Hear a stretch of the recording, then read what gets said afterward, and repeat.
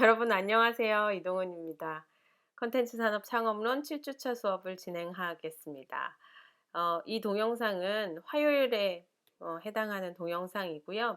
우리 목요일 날 수업 특강 수업이 있기 때문에 오늘 영상은 좀 짧게 준비했습니다. 목요일 특강은 인공지능 스피커 같은 인공지능 체계에서 담화라는 것, 어떻게 주고받는 대화가 이루어질 수 있을까, 그런 체계들을 연구했던 이화여대 교수님께서 오셔서 줌 라이브로 특강을 진행해 주실 거예요. 공지사항에다가 세부적인 사항들 올려놨으니까 반드시 확인하시고 출결에 문제 없도록 진행하시면 좋겠습니다. 언제든지 질문 있으시면 남겨주시기 바라고요. 그리고 줌 라이브에 들어와서 행해야 하는 여러분들의 예의 같은 것들도 제가 간략하게 써놨어요. 저하고 하는 수업이 아니라 또 외부 전문가를 모셔서 하는 수업이니까 우리 가톨릭대 미디어기술 콘텐츠학과 전공 학생들이 얼마나 우수한 학생들인지, 얼마나 큰 열의를 가지고 있는지, 예의는 또 얼마나 바른지, 이런 것들 자랑할 수 있는 기회를 여러분께서 만들어 주셨으면 좋겠습니다. 이번 주 목요일에도 특강이 있고 또 다음 주 목요일에도 특강이 준비되어 있습니다. 잊지 마시고 또 공지사항에다 남겨드릴 테니까 착착착착 진행하면 될 것 같아요. 뜻깊은 시간이 될 수 있도록 저도 준비하고 있으니까요. 여러분들도 마음의 자세를 의미 있는 시간을 보내겠다라는 마음의 자세를 가지고 특강에 임해 주셨으면 좋겠습니다. 오늘 7주차 화요일 수업은 인터넷이라는 특별한 뉴미디어가 과연 악재인지 아니면 축복인지 이런 주제를 가지고 짧게 이야기를 나눠보려고 해요. 여러분은 어떻게 생각하세요? 인터넷이라는 새로운 기술의 혁명이 우리 인간들의 삶에 어떤 패러다임을 가져다 주었나요? 좋은 쪽으로만 생각할 수 있을까요? 아니면 나쁜 쪽으로 생각할 수 있을까요? 이런 주제에 대해서 우리 다시 한번 되짚어 볼 수 있는, 특히나 콘텐츠 산업 영역에서는 이 인터넷이라는 새로운 서비스가 과연 축복으로 작동하고 있는지 아니면 악수를 두고 있는 건지에 대한 이야기를 짧게나마 나눠보려고 합니다. 준비되셨죠? 자, 떠나보겠습니다. 2007년 8월 31일에 굉장히 흥미로운 일이 하나 일어납니다. 바로 애플과 MBC 유니버셜의 굉장히 큰 갈등이 시작되는 시점인데요. 애플이 선언을 해요. 더 이상 MBC 유니버셜과의 프로그램 공급 계약을 갱신하지 않기로 했다라고 선언합니다. 이 이야기가 뭐냐면 더 이상 애플의 아이튠즈를 사용하는 수많은 소비자들은 아이튠즈를 통해서 MBC 유니버셜의 컨텐츠들, 영상이 됐든 드라마가 됐든 영화가 됐든 음악이 됐든 다운받을 수 없다라는 걸 말해요. 청천날벼락인 거죠. 왜 이런 일들이 벌어졌는지 우리가 잠깐 살펴볼 텐데요. 기본적으로 이 공급에 대한 재계약이 이루어지지 않은 데에는 MBC가 애플을 향해서 어떤 요구들을 해요. 그런데 그 요구들이 받아들여지지 않았기 때문인데요. 과연 어떤 요구들을 했고 또 그 요구를 하게 된 배경에는 MBC의 어떤 입장들이 숨겨져 있는지 살펴보도록 하겠습니다. MBC는 우선 이런 생각을 하게 돼요. 기본적으로는 자신들이 계약의 우위에 있다고 생각해요. 왜냐하면 우위에 있다라는 건 결국엔 아이튠즈가 을이고 MBC가 갑이다라고 생각한 것을 말하는 거죠. 왜? 실질적으로 아이튠즈 스토어에서 MBC의 영상 콘텐츠가 전체 매출의 한 40% 정도를 차지했다고 해요. 거의 절반에 육박하는 수준의 콘텐츠들을 MBC 유니버셜이 갖고 있다 보니까 우리의 공급이 없어지면 분명히 애플의 아이튠즈는 곤란하게 될 거야 라는 상황을 예측했던 거죠. 때문에 우리가 갑이고 애플이 을이다 라고 생각했던 거예요. 또 한 가지는 기본적으로 이제 그런 생각을 가지고 있었고, 또 한 가지는 1세대 아이팟 터치가 공개되는 시점에 그 시점을 이제 되돌려서 생각을 해보면 실질적으로 아이팟 터치가 굉장히 세련된 디자인을 가지고 있고 혁신적인 인터페이스를 가지고 있고 누구나 다 한 번쯤은 '나 저거 갖고 싶어.' 하는 욕망을 불러일으키는 기계임은 분명하지만 실질적으로 그 아이팟 터치라는 디바이스를 통해서 소비자들이 할 수 있는 행위가 없다면 저건 무용지물 아니겠어? 그렇잖아요. 때문에 아이팟 터치는 콘텐츠 창작자들의 도움이 없이는 성공할 수 없었던 기계야, 디바이스야라고 생각한다는 거죠. 그 얘기는 뭐냐면 콘텐츠를 만들어서 우리가 공급하고 있기 때문에 애플의 주 수익원인 아이팟 터치의 수익 창출이 가능했던 거야라고 자부하고 있었던 거예요. 역시나 자신들을 갑이라고 생각하고 애플을 을이라고 생각했던 거죠. 세 번째는 거꾸로 이 계약이 성사가 안 돼서 잘 이제 프로그램 공급에 대한 계약, 우리들의 조건을 애플이 받아들이지 않는다면 우리는 우리가 얻게 되는 손해는 뭘까를 생각해 봤겠죠. 그런데 생각해 보니까 자기네들은 손해 날 게 없다고 생각했던 거예요. 뭐냐면 시청자들은 아이튠즈가 아니더라도 MBC 유니버셜의 수많은 콘텐츠들을 볼 수 있는 또 다른 플랫폼들을 가지고 있었던 거죠. 때문에 굉장히 자신만만한 태도로 뭐 해요? 애플에게 요구해요. 뭐라고? 야, 애플, 아이튠즈 가격 정책이 니네 너무 고정적이야. 모든 기업에게, 모든 창작자에게 똑같은 조건으로 콘텐츠 공급을 계약하면 안 되지 않아? 우리는 40%나 차지하는 거대 기업이라고. 우리를 위해서 니네가 뭔가 희생해야지. 가격 정책을 유동적으로 바꿔라 라고 요구해요. 자신들의 수익을 창출하기 위해서, MBC의 수익을 창출하기 위해서. 두 번째는 내가 가만히 생각해 보니까 니네들 애플이 초창기에 한 20년 동안 그 닫힌 정책으로 굉장히 피본 건 알겠는데 그렇다고 해서 아이팟에 수많은 콘텐츠를 마구잡이로 집어넣는 그런 소비자들의 행태를 가만 놔둘 거야? 우리 콘텐츠를 사게끔 해 줘야 할 거 아니야. 보장해 줘야지 우리 콘텐츠를 소비자들이 더 많이 볼 수 있도록, 더 많이 향유할 수 있도록, 소비할 수 있도록 보장해 줘야지. 불법 복제라는 걸 아이팟에서 불가능하게 기술을 만들어 라는 걸 요구해요. 불법 복제물을 보기 어렵게 만들어라 라는 걸 요구한다는 거예요. 애플은 망하겠죠? 세 번째, 아이팟 판매하는 거 다 우리 덕이잖아. 우리가 콘텐츠를 주지 않았으면 사용자들이 아이팟에서 어떤 것도 볼 수 없고 어떤 행위도 할 수 없기 때문에 아마 아이팟을 안 살 거야. 다 우리 덕이지. 그러니까 뭐 해요? 애플의 수익 일부를 나눠 갖자. 우리 때문에 니네가 사는 거야. 윈윈하자. 이런 요구들을 해요. 여러분 어떻게 생각하세요? 애플이 이 요구를 받아들일 수 있었을까요?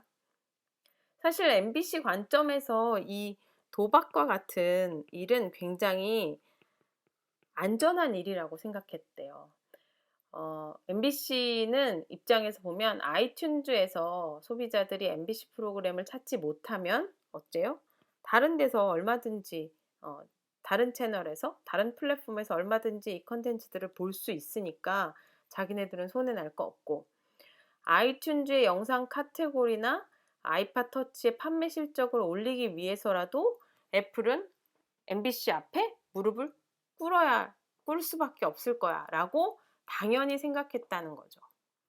MBC가 애플에게 이렇게 당당한 태도로 자신들의 요구를 들어달라고 요청한 데에는 사실은 어떤 비슷한 사례가 하나 있었고 그 사례의 힘을 얻었기 때문이었어요.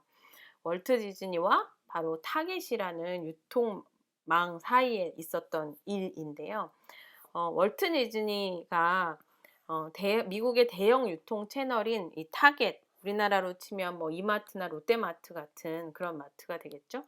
이 타겟과 자사의 콘텐츠를 담은 DVD 유통 문제로 갈등을 겪을 때 지금 MBC가 썼던 전략과 비슷한 전략을 써서 이겼던 사례가 있었어요.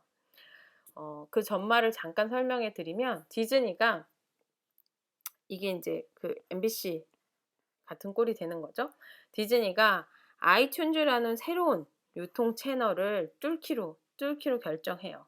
그래서 아이튠즈에다가 영화를 공급해야겠다라고 결정을 하자 타깃이 가만히 있을 수 있나요?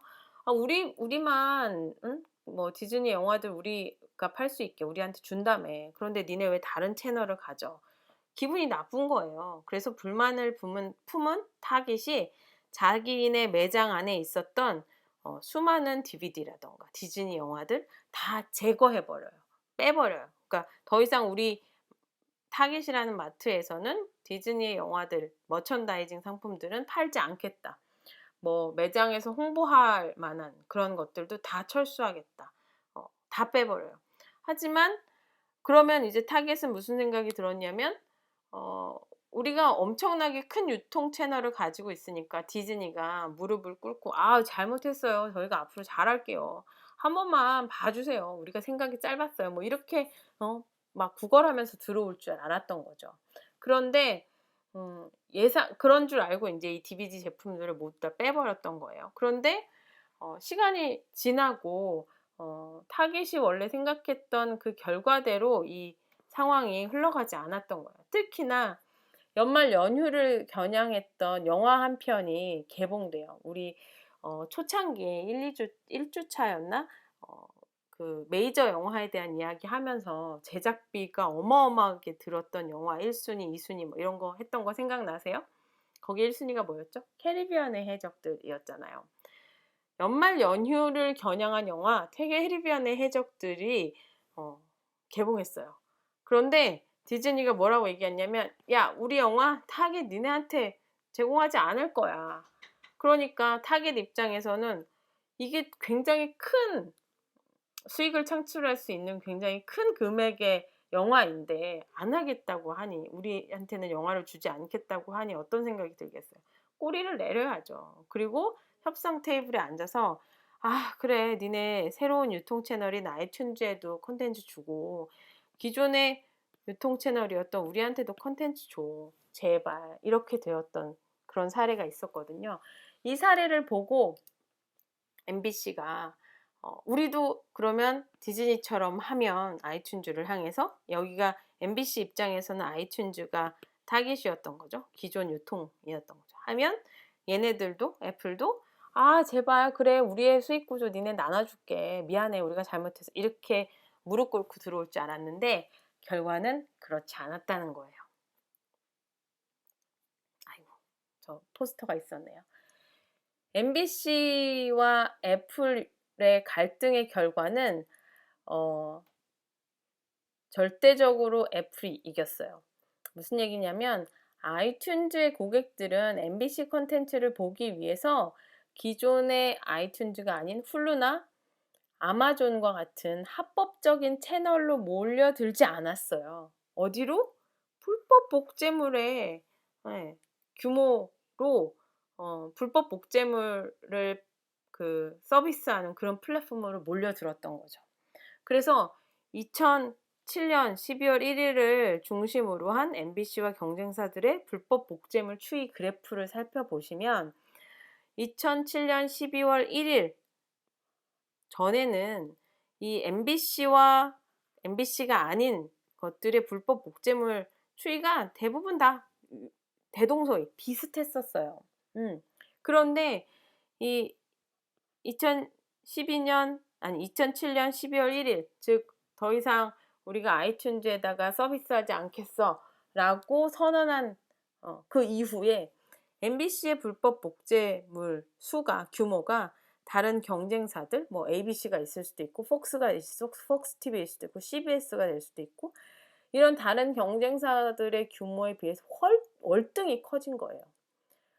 실제로 이 표에는 없지만 12월 이후에 비트토렌트에서는 MBC 불법 복제물의 수치가 그 이전보다 2배 이상 늘어났다고 해요. 사실 이게 되게 엄청난 결과인 거죠. 뭘 말하는 거죠?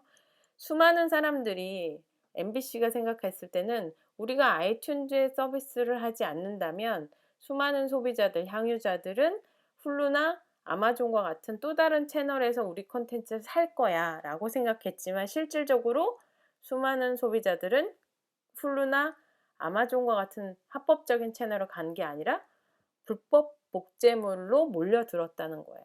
거기서 다운받아서 콘텐츠를 똑같이 즐겼다는 거죠.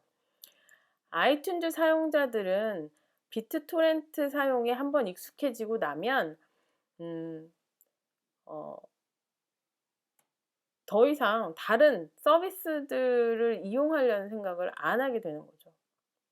원래 아이튠즈에서 몇 편씩 에피소드 단위로 구입했던 MBC 콘텐츠들을 이 비트토렌트라는 그런 P2P 사이트에서는 시즌 전체를 무료로 다운로드 받아서 볼 수 있잖아요. 얼마나 큰 이득이겠어요. 사실 많은 시청자들이 그 콘텐츠를 공짜로 보고 있다라는 것은 굉장히 나쁜 소식에 해당해요. 뿐만 아니라 한번 익숙해지면 앞서 얘기했던 것처럼 그 사이트에 불법 복제를 다운받는 사이트에 한번 익숙해지면 지속적으로 불법 콘텐츠를 이용하게 돼요. 내가 공짜로도 이 콘텐츠를 한꺼번에 다운받아서 볼 수 있는데 뭐하러 번거롭게 매번 다운받으면서 돈을 내가면서 보겠어 라는 생각을 한다는 거죠. 사실 거기에 그런 불법 콘텐츠를 이용하는 것에 익숙하게 되면 그리고 자연스럽게 양이 늘죠. 여러분 아마 경험해 보셨을 거예요. 그리고 불법 복제를 기존에 이용하는 사람들도 또 MBC 콘텐츠를 더 쉽게 구할 수 있게 되죠. 왜냐하면 사용자가 많아지니까. 그러니까 자, 잘 들어보세요. 불법 콘텐츠를 다운받는 토렌트 같은 그런 사이트의 사용자가 증가하면 증가하고 아이튠즈에서 MBC 콘텐츠를 봤었는데 그게 막혀요. 그러니까 더 이상 MBC 콘텐츠를 보지 못하게 된 사용자들이 불법 다운로드를 받는 토렌트 같은 곳에다가 요청하는 거죠. 나 MBC 어떤 콘텐츠 보고 싶어. 그러면 사람들이 또 요청하니까 수요가 느니까 당연히 공급도 늘잖아요. 그래서 기존의 불법 복제를 이용했던 사람들도 어느 날부턴가 2007년 12월 1일 이후에 어느 날부턴가 MBC 콘텐츠가 되게 많이 올라오고 있어. 무료로 다운받을 수 있게 올라오고 있어. 그러면서 더 MBC 콘텐츠를 더 쉽게 구할 수가 있게 되죠. 그러면서 어떤 인식이 생길까? 이게 되게 중요한 지점인데요. MBC 콘텐츠는 무료로 볼 수 있어 라는 인식이 소비자들 사이에 쫙 퍼지게 돼요. 사실 이게 엄청난 거예요. 놀라운 포인트인 거죠. 또 하나는 이렇게 되면서 경쟁사의 불법 복제물도 증가해요. 소비자들이 뭘 발견하죠? 그쵸. 토렌트의 장점들을 발견하게 돼요. 그래서 실질적으로도 한 5.8% 정도 증가했다고 하죠. 당연히 뭐 하죠? 아이튠즈의 매출은 감소해요. 왜? 사람들이 이동해 오거든요. 하지만 아이튠즈 매출 감소보다 더 큰 피해를 보는 건 누구예요? MBC죠. 왜?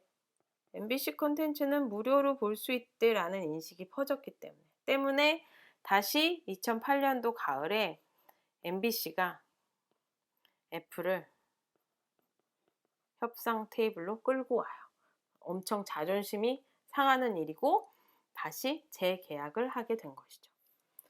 그렇다면 그 MBC가 아이튠즈에 복귀한 후에 실제로 불법 복제물의 소비량은 어떤 변화를 가져왔을까요? 2008년도 9월 8일 날 조사한 거에 따르면 한 7.7% 정도 감소했다고 해요. 뭐가? 불법 복제물의 소비량이. 되게 미비한 수준인 거죠. 이게 뭘 의미하냐면 앞서서 얘기한 것처럼 한번 기회를 놓치면 따라잡기 어렵다라는 걸 말해요. 왜? 토렌트 같은 그런 서비스들에 한번 익숙해지고 MBC 콘텐츠들은 인터넷에서 무료로 다운받는 거야. 다운받아서 볼 수 있는 거야. 라는 인식을 소비자들이 한번 하게 되면 그 인식을 뒤집기란 쉽지 않다는 거예요. 그래서 사실 이 콘텐츠 산업에서 어떤 뭐라 그러죠? 이렇게 판을 다시 한번 뒤집는 것 자체가 굉장히 어렵다라는 말들이 나오고 있는 거죠. 그런데 이제 여기서 우리 한 가지 궁금한 것들이 생기죠. 도대체 MBC와 애플의 사례와 디즈니와 타겟이라는 유통망의 사례에서 상황은 이제 전제 조건이나 어떤 문제가 제기된 상황이라던가 그 문제를 해결하기 위해서 전략을 펼쳐나갔던가라던가 이런 거 다 굉장히 비슷하잖아요. 그런데 왜 결과가 다른 것일까?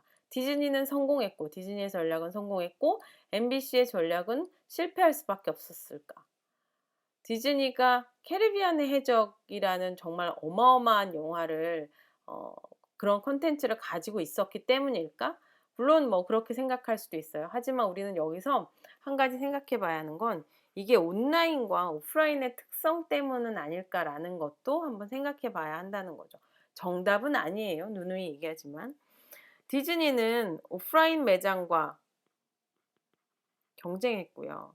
그러니까 그 대립각을 만들었었고, MBC는 온라인 스토어하고 온라인 매장과 대립각을 가지고 있었어요.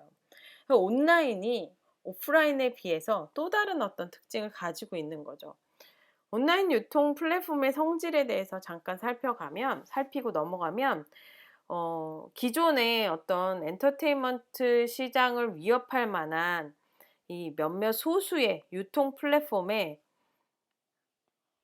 권력을 집중하게 만드는 그런 특징을 가지고 있다고 해요. 온라인이. 그래서 온라인 매체가 온라인 서비스들이 등장하기 이전에 이미 기득권을 가지고 있는 기업들, 우리로 따지면 MBC나 뭐 디즈니나 이런 기업들인 거죠. 그런 기업들에게 우리가 정말 저 온라인을 상대로 해서 잘 싸워 나갈 수 있을까라는 위기 의식을 느끼게 한다고 해요. 어, 어느 작은 출판사가 있어요. 한 가지 사례를 들어서 설명해 볼 텐데, 굉장히 작은 출판사가 있어요. 그 작은 출판사가 아마존이라고 하는 거대한 온라인 기업, 몇몇 소수의 유통 플랫폼, 권력을 갖고 있는 유통 플랫폼이죠. 그 아마존이라고 하는 거대한 유통 기업을 상대로 협상하는 과정을 한번 예로 들어서 설명을 해볼게요. 기본적으로 이 작은 출판사들은 대형 서점에 자신의 책을 깔기가 쉽지 않죠. 왜? 대형 서점은 이제 현실에 있는 오프라인 서점들은 한정된 물리적인 공간들을 가지고 있어요. 자기네가 아무리 대형 서점이 크다고 하더라도 새로 나온 수많은 책들을 다 매대에 깔아서, 그것도 소비자들이 잘 볼 수 있는 그런 매대에 깔아서 진열할 수는 없어요. 한정된 물리 공간 때문에 특히나 이 작은 출판사들은 이 대형 서점에 진입하기가 굉장히 어렵죠. 하지만 온라인 유통 플랫폼인 이 몇몇의 소수의 유통 플랫폼인 아마존은 해줄 수 있어요. 때문에 작은 출판사들은 어떻게 생각할까요? 타겟과 같은 오프라인에다가 의존하지 말고 아마존과 같은 온라인 매장에 의존하자라는 생각을 하게 돼요. 그러면 그때 아마존은 가젤 프로젝트라는 걸 진행해요. 이 가젤 프로젝트라고 말하는 것은 일종의 뭐 은유적인 표현인 거죠.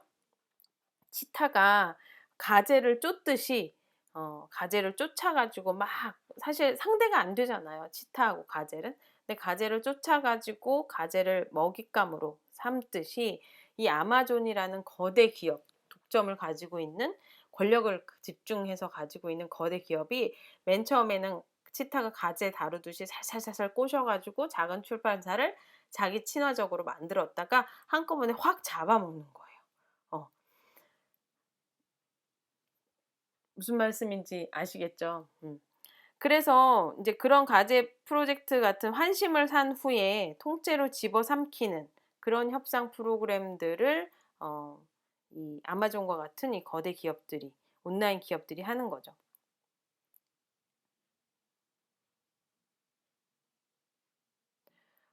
나중에는 이 가젤 프로젝트라는 이름 자체가 조금 너무 뭐랄까 좀 그렇잖아요. 너무 이렇게 다 내 속내까지, 아마존 입장에서 보면 속내까지 다 보여주는 것 같아서 소규모 출판사 협상 프로그램이라는 이름으로, 덜 자극적인 이름으로 바꿨다고는 하지만 아마존에서 실질적으로 이런 작은 출판사들을 이렇게 구석으로 모는 그런 기조는 변하지 않았습니다. 아마존이 이 작은 출판사들을 쥐어짜는 한 가지 방법은 바로 공동 광고비를 요구하는 거예요. 실질적으로 오프라인 시장에서는 서점 내의 광고비를 서점과 출판사가 나눠내는 것이 일반적이었다고 해요. 그런데 아마존은 여기서 한 발짝 더 나아가서 아마존 검색 결과에서 해당 출판사의 광고가 노출하게 해주는 대가로 이 출판사 전체 매출의 한 2%에서 5% 정도를 요구했던 거죠. 사실 작은 출판사 입장에서 보면 우리 책을 받아주고 노출시켜주는 거는 되게 고마운 일인데 아마존의 요구가 너무 지나치다라는 생각을 하게 되는 거죠. 어쨌든 근데 실질적으로 이런 일들이 벌어지고 이런 아마존의 태도에 대해서 뭔가 불만을 가지고 너무한 것 같아 이렇게 반항하는 그런 출판사들에게 아마존이 대처했던 방법은 구매 버튼 자체를 없애버리는 거예요. 검색해서 검색 결과로 어떤 책을 구입할 수 있다고 나와요. 그런데 구입할 수 있어 얼마야 뭐 이 책의 리뷰도 막 나오는데 그걸 구매할 수 있는 버튼을 아예 없애버리는 거죠. 그러니까 정말 약 오르지 않겠어요, 작은 출판사 입장에서는. 그래서 결국에는 이 공동 광고비를 함께 낸다거나 작은 출판사들을 광고 노출을 해주는 대가로 출판사 전체 매출을 아마존과 함께 나누는 방식으로 작은 출판사들을 아마존이 이제 다 섭렵하기 시작하죠. 근데 실질적으로 여기에 대한 비판들이 되게 많아요. 이게 강탈이다. 그리고 어떻게 생각하면 마피아가 하던 짓하고 똑같다. 뭐 우리로 치면 일수 노름하는 그런 거 있죠. 네. 이렇게 없는 자들에게 없다라는 것을 권력을 가지고 있지 않고 뭔가 기득권을 가지고 있지 않다라는 것 때문에 그걸 이용해서 더 착취하려고 하는 어떤 그런 태도들이 결국은 인터넷이라고 하는 이 새로운 지평에서도 일어나고 있더라라는 거죠. 때문에 온라인 유통 채널이라고 하는 것은 결국엔 재앙이면서 동시에 축복이 아닐까라는 거예요. 출판사에 닥칠 수 있는 가장 큰 불행은 아마존이 사라지는 것이다. 그런데 두 번째 큰 불행은 출판사들이 아마존에 더욱더 의존하게 되는 것이다. 라고 필립 존스라고 하는 편집장이 얘기한 바 있어요. 실제로 EMI하고 음반인 거죠. 뭐 이런 아마존과 작은 출판사들의 이런 관계가 뭐 꼭 출판 업계에만 있는 건 아니에요. EMI하고 아이튠즈에서도 이런 갈등들이 유사하게 나타났어요. EMI는 콜드플레이의 이 앨범을 요 앨범이 A Rush of Blood to the Head라고 하는 이 앨범을 19.99달러에 팔기를 원했어요. 하지만 애플은 그거보다 한 1달러 정도 낮춰서 판매해야 수익이 더 잘 날 것 같은데 라고 생각했던 거예요. 그래서 11.88달러에 판매하기 시작해요. 그래서 EMI 측에서 당연히 애플을 만나겠죠. 항의할 목적으로 관계자를 만나서 막 항의를 했더니 애플 관계자가 뭐라고 얘기했는지 아세요? 여러분 추측해 보세요. 같은 맥락에서. 알겠습니다. 그러면 콜드플레이의 노래는 내리라는 거죠. 저희가 더 이상 판매하지 않겠습니다. 라고 대답했다고 해요. 이게 바로 재앙이면서 축복인 온라인 유통 채널의 특징이라고 할 수 있는 거죠. 되게 재밌는 표현이죠. 가장 큰 불행은 아마존과 같은 이런 온라인 기업들이 사라지는 거고, 그런데 문제는 두 번째로 큰 불행은 수많은 작은 혹은 또 기존에 주름 잡았던 그런 컨텐츠 업계가 이런 수많은 온라인 플랫폼들에게 의존하고 있는 것. 실제로 디지털 매출이 오늘날 오프라인 매출을 앞서고 있는 상황이에요. 그리고 때문에 온라인 유통 채널이 굉장히 강력한 어떤 유통망으로 대두되고 있어요. 지난 수십 년간 대형 출판사, 음반 제작사, 영화 제작사가 자신들의 주도권을 지키기 위해서 굉장히 높은 진입 장벽과 또 규모의 경제를 활용했던 것처럼 이 대형 온라인 유통업체들도 사실상 굉장히 비슷한 게임을 오늘날 펼치고 있다는 거 여러분 잊지 마시기 바랍니다. 자, 오늘 수업은 여기까지입니다. 이전에 우리 동영상의 러닝타임이 꽤 길었던 거에 비하면 오늘 동영상은 좀 짧게 준비를 했어요. 목요일날 여러분 특강 수업 들으셔야 하기 때문에 그리고 특강 보고서도 써야 하기 때문에 전체적인 수업의 양, 밸런스를 위해서 조금 조정을 했고요. 그럼에도 불구하고 우리 수업이 채워야 하는 분량, 온라인 수업을 통해서 채워야 하는 분량은 다 채웠으니까 너무 걱정은 마시고요. 오늘 수업을 좀 정리를 해 보도록 할게요. 우리 1주차부터 지금까지 7주차 수업에 이르기까지 사실상 어떤 한 맥을 가지고 있었는데 혹시 눈치채셨나요? 특강을 하면서 그 맥이 조금 다른 쪽으로 이제 흘러갈 거예요. 그거 눈치채셨다면 굉장히 이 수업을 잘 따라오고 있다라는 반증이 될 거고요. 콘텐츠, 특히 엔터테인먼트 업계에서 왜 몇몇 기업들이 시장 주도권을 가지고 이 산업을 이끌어가고 있었는지에 대한 의문을 시작으로 우리 수업이 진행되었어요. 그러면서 뭐 영화 업계에서도 몇몇 기업, 4-5개의 기업, 음악계에서도 또 4-5개, 뭐 출판 업계에서도 4-5개, 다 5-6개의 이 메이저 기업들이 전체 시장의 판도를 좌지우지하는 그런 역할을 했고 그들이 그런 힘을 가질 수 있었던 건 그야말로 규모의 경제학 때문이었다라는 이야기를 했었죠. 그런데 이렇게 승자 독식의 블록버스터 법칙이 유통되는 승자 독식의 사회에서 새롭게 등장한 도전자들이 있었어요. 그들이 바로 인터넷이라고 하는 새로운 뉴미디어 기술을 기반으로 해서 기존의 어떤 판을 좀 흔들어 보는 역할들을 했던 거죠. 그런데 결과적으로 오늘 수업에 이르기까지 보면 어떤가요?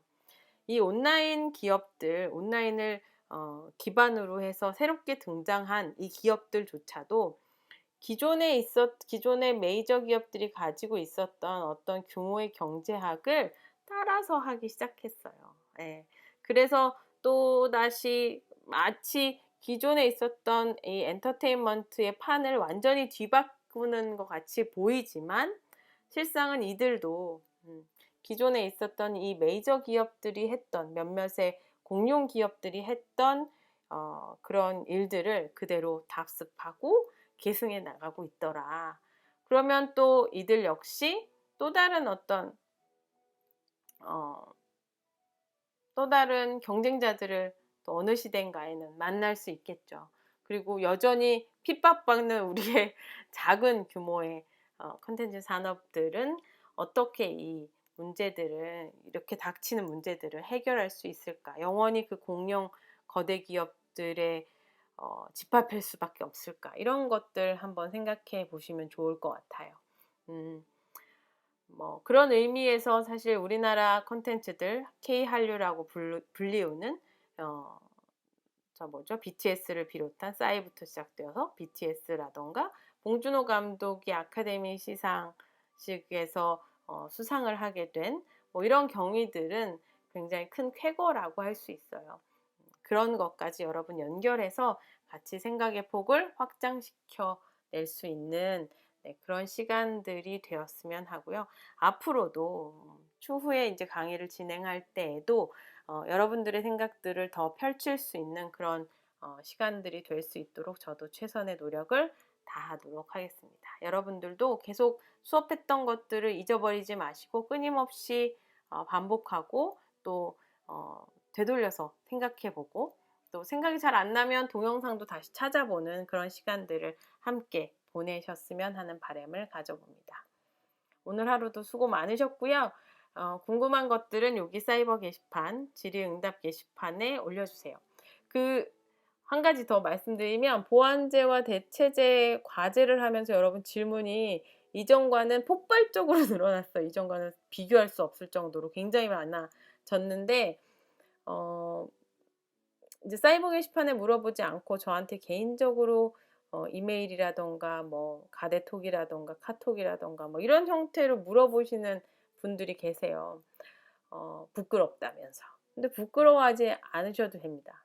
그 질의응답 게시판에 올라오는 수많은 질문들처럼 여러분이 모르는 건 다른 친구들도 잘 모르는 거예요. 그러니까 물어보시고 또 답하셔도 돼요, 여러분. 제가 꼭 답하라는 법은 없잖아요. 여러분들이 생각하는 친구들의 질문에 대한 여러분들의 답을 서로 자유자재로 공유할 수 있는 그런 시간들을 좀 우리 사이버 캠퍼스 안에서 함께 보냈으면 하는 바람이 있습니다. 앞으로 남은 그 강의에서는 네, 사캠의 주인이 여러분이 되시기를. 네, 메이저는 이제 빠지고 규모의 경제학에서 빠지고 여러분들 하나하나가 주체가 되어서 우리 강의를 이끌어갈 수 있게 되기를 희망해 봅니다. 오늘 하루도 수고 많으셨습니다. 즐거운 시간들, 남은 시간들 보내시고 또 목요일날 우리 줌 라이브에서 여러분 같이 만나게 되기를 고대하겠습니다. 수고하셨습니다. 안녕.